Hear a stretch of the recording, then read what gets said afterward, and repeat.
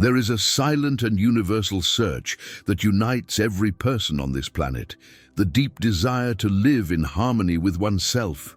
Throughout history, humans have looked for happiness in achievements, possessions, recognition, and fleeting moments of pleasure, hoping that something external would finally fill the emptiness they felt inside.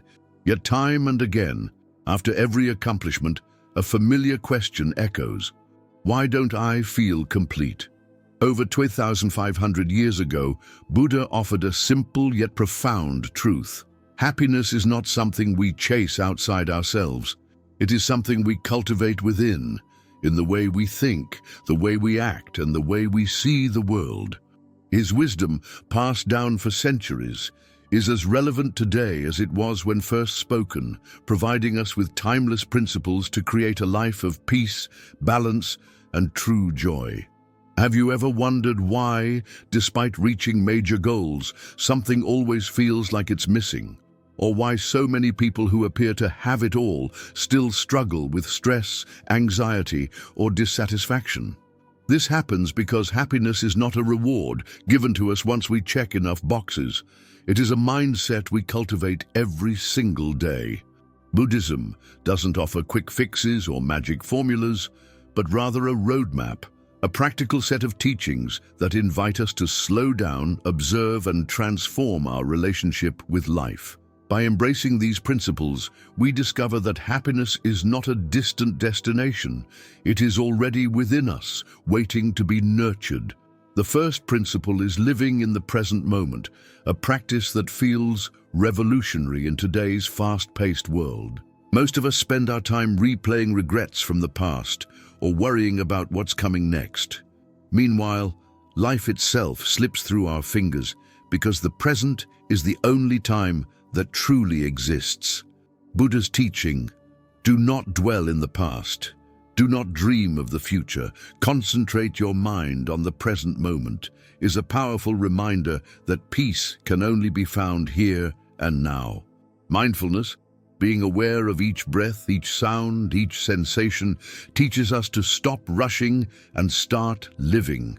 This doesn't mean we ignore responsibilities or stop planning for the future. Instead, we approach everything with clarity and calm, free from unnecessary fear or regret.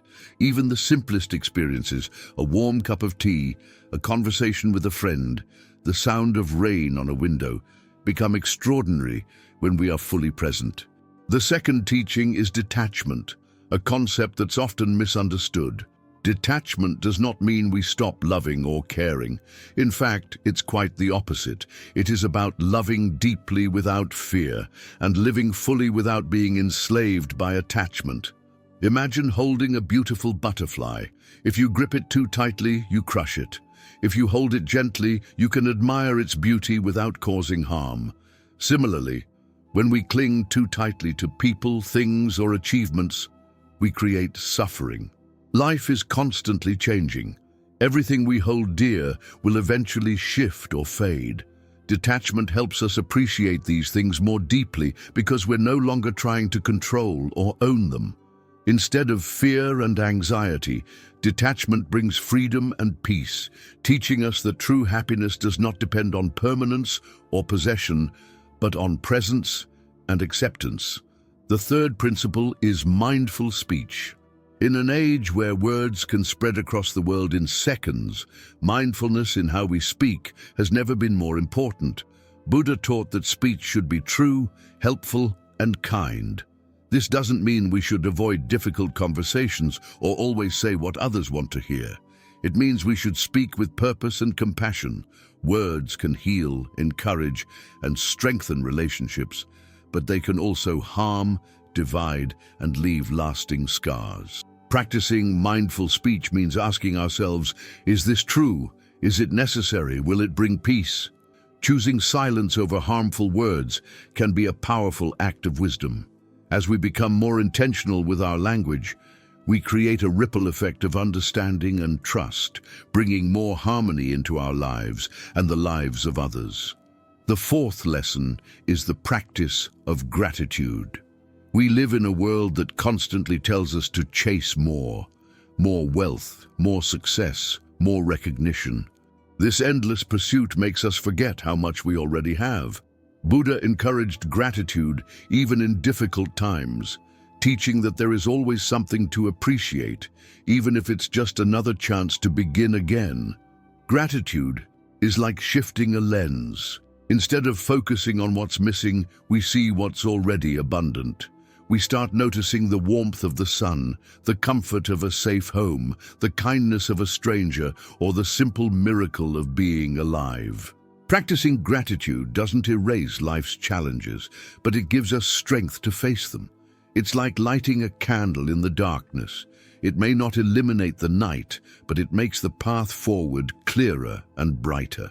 The fifth principle is simplicity, a teaching that feels like a rebellion in today's consumer-driven culture.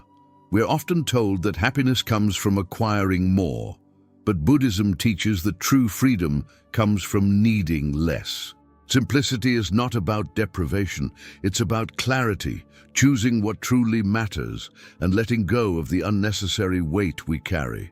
A simple life is rich in ways that material wealth can never match.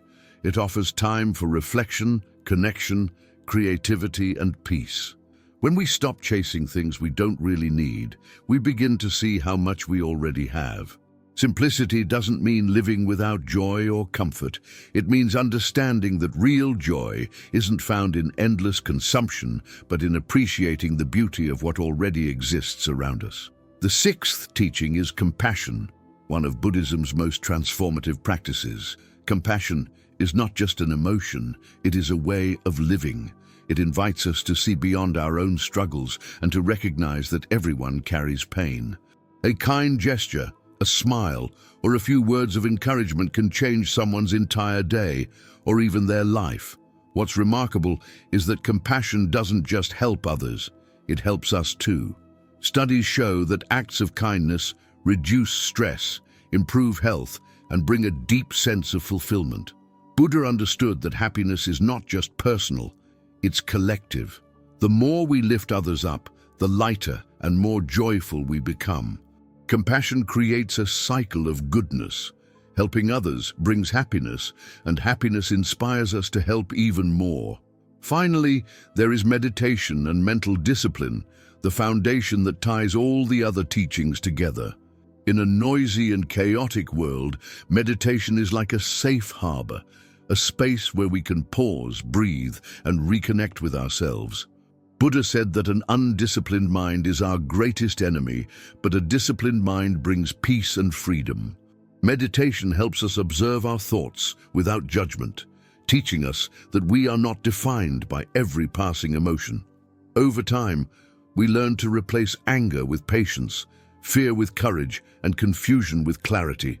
Even a few minutes of meditation each day can transform our mental state, improving focus and emotional balance. Mental discipline is not harshness, it's liberation, the ability to choose peace over reactivity and presence over distraction.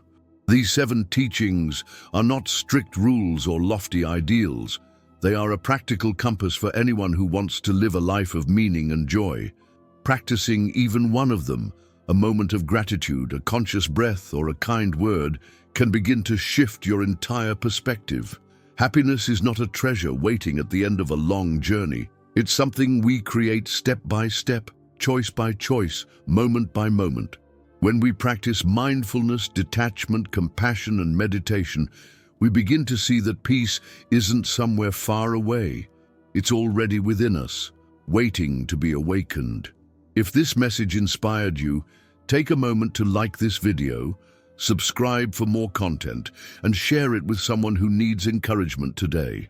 By spreading these teachings, you help create a ripple of kindness and wisdom that reaches far beyond yourself. True happiness begins here and now, in the small decisions we make daily, and these teachings are a gentle reminder that every breath, every action, and every word has the power to bring peace.